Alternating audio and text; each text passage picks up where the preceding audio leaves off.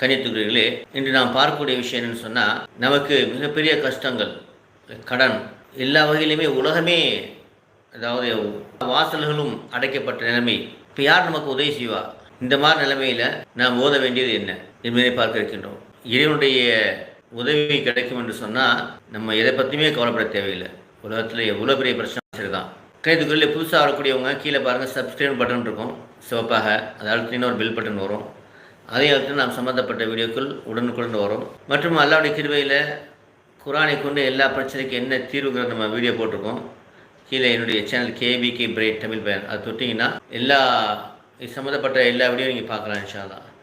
அதுக்கு மேலே டவுட்னா என்னுடைய நம்பருக்கு நீங்கள் பேசி அனுப்பினீங்க சொன்னால் வாட்ஸ்அப்பில் நம்ம சுருக்கமாக பேசி அனுப்பும்போது நமக்கு பதில் தருவோம்.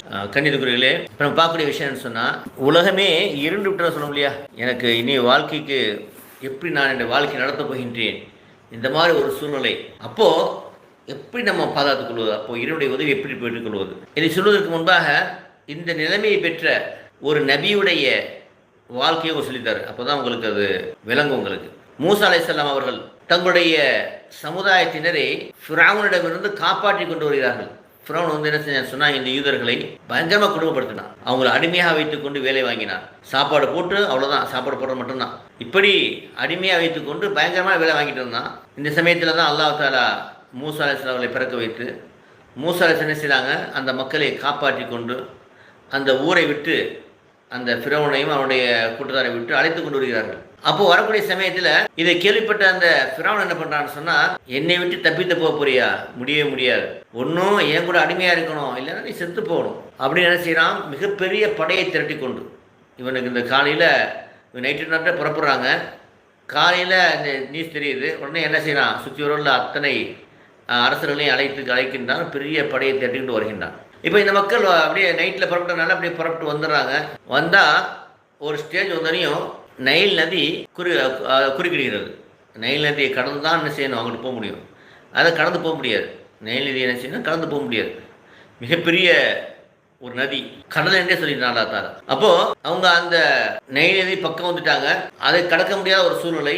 பின்னாடி திரும்பி பார்த்தா ஃபிரௌன் மிகப்பெரிய ஒரு கூட்டத்தை கூட்டிக் கொண்டு வருகின்றான். எல்லாம் இவங்க எந்த விதமான ஆயுதம் கிடையாது, இவங்களுக்கு போர் புரியவும் தெரியாது. அவன் பெரிய படையோட என்ன செய்யறான், குதிரைப்படை, ஆயுதங்கள், ஈட்டி எல்லாத்தையும் கொண்டு வர்றான். இப்போ இந்த மாதிரி ஒரு இக்கட்டான சூழ்நிலை.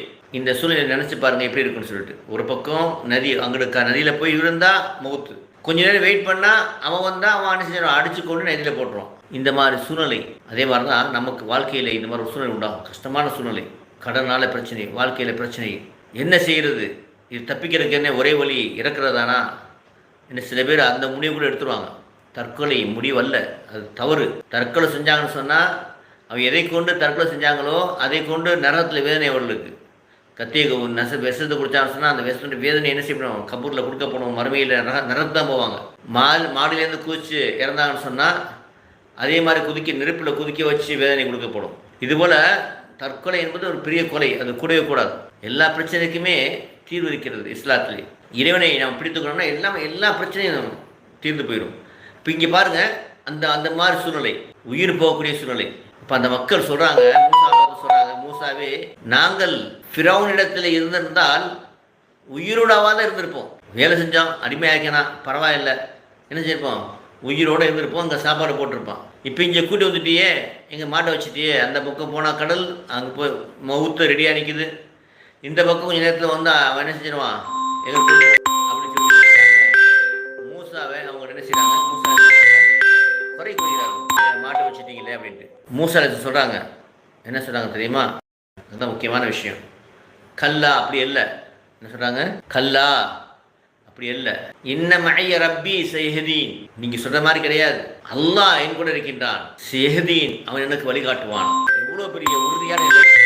ஆகவே கன்னித்துக்குரியர்களே, அல்லாஹ் அக்பர், கன்னித்துக்குரியர்களே, இந்த மாதிரி ஒரு சூழ்நிலை. அப்போது மூசா என்ன சொல்கிறாங்க? கல்லா, அப்படி இல்லை. இன்ன மஅய்ய, இறைவன் கூட இருக்கின்றான், அவன் நிச்சயம் எனக்கு வழிகாட்டுவான். என்ன செய்கிறாங்க? அப்படி சொல்லிட்டு அல்லாஹ்ட்ட பிரார்த்தனை செய்கிறாங்க. உடனே அல்லாஹ் அறிவிக்கின்றான், மூசாவே, உன் கையில் இருக்கக்கூடிய அந்த கம்பை கொண்டு இந்த நதியை அடிப்பாயான்னு சொல்கிறான். உன் கையில் கம்பு இருக்குது, ஆனால் சும்மா அடித்தா வருமா? வராது. எப்போ அல்லாஹ் கட்டளையிடுகின்றானோ அப்போ அடிக்கிறாங்க. உடனே என்ன செய்கிறாங்க, அதை அடிக்கிறாங்க. அடித்த உடனேயே அந்த கடலாகப்பட்டது 12 பாகமாக பிரிகிறது. ஏன்னா இவங்க 12 கோத்திரங்கள். ஒரு கோத்திரம் இன்னொரு கோத்திரம் சேர மாட்டாங்க. அப்போது அதுக்கு என்ன பண்ணுறாங்க தாரா, அது 12 அந்த அவங்க தப்பிக்கும் போது கூட என்ன செய்கிறான், அவங்க விருப்பப்படி என்ன செய்யறாங்க, அல்லா தாரா 12ஆக பிரித்து அதை என்ன செய்கிறாங்க, எல்லோரும் போகிறாங்க. அவங்க கோத்திரம் உன்னோட சேராது. அந்த 12 கோத்திரமும் தனித்தனியாக என்ன செய்து போய் தப்பிச்சுக்கிறாங்க. இப்போ அந்த சமயத்தில் தான் என்ன செய்கிறான் ஃபிரௌன், அவனும் அந்த குதிரைப்படையும் உள்ள நுழையும் போது இவங்க அந்த அக்கறைக்கு போயிடுறாங்க.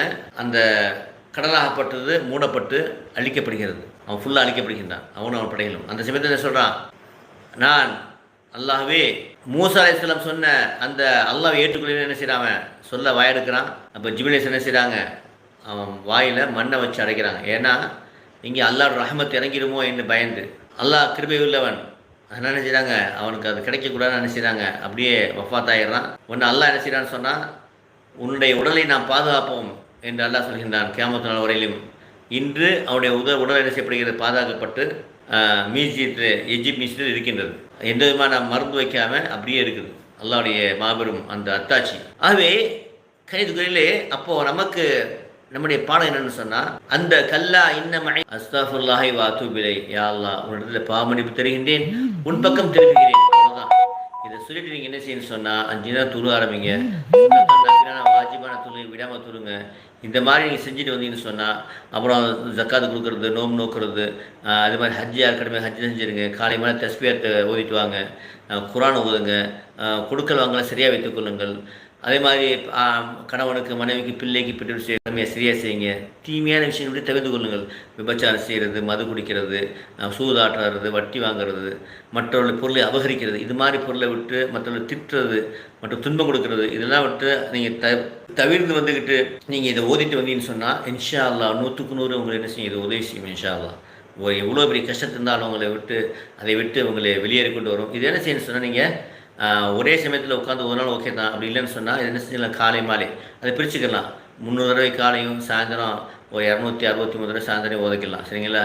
ஓதிட்டு துவா செய்யணும். டெய்லி இதை ஓதுங்க. அந்த குறைஞ்சபட்சம் 40 நாள் ஓதுங்க. சரிங்களா? அதே சமயத்தில் இது 120 நாள் ஓதிட்டின்னு சொன்னால் அதுக்கப்புறம் நீங்கள் டெய்லி என்ன செஞ்சுக்கலாம், இதை இவ்வளோ ஓதாமல் 41 தடவை மட்டும் ஓதிட்டே வரலாம். இது நான் சொன்ன எல்லாத்தையுமே 41 தடவை ஓதிட்டு எப்போ அதை ஓதி நீங்கள் பிரார்த்தனை செஞ்சாலும் உங்களுக்கு நடக்கும் இன்ஷா அல்லாஹ். சரியா? இதான் என்ன வசப்படுத்துறதுன்னு சொல்லுவாங்க. ஓதி என்ன செய்யறது, நம்ம ஓதும்போது நம்ம என்ன உருவோடு சேர்ந்து கலந்து அதுக்கப்புறம் நம்ம அல்லாஹ் துஆ செஞ்சா உடனே கபூலாகும். எல்லாம் வல்ல அல்லாஹ் தஆலா இம்மைய முறையில் வெற்றி பெற்று கொடுத்துல என்ன உங்களை வாஹ் அல்ஹம்துலில்லாஹி ரப்பில் ஆலமீன். அஸ்ஸலாமு அலைக்கும் வரஹ்மத்துல்லாஹி வபரகாத்துஹு.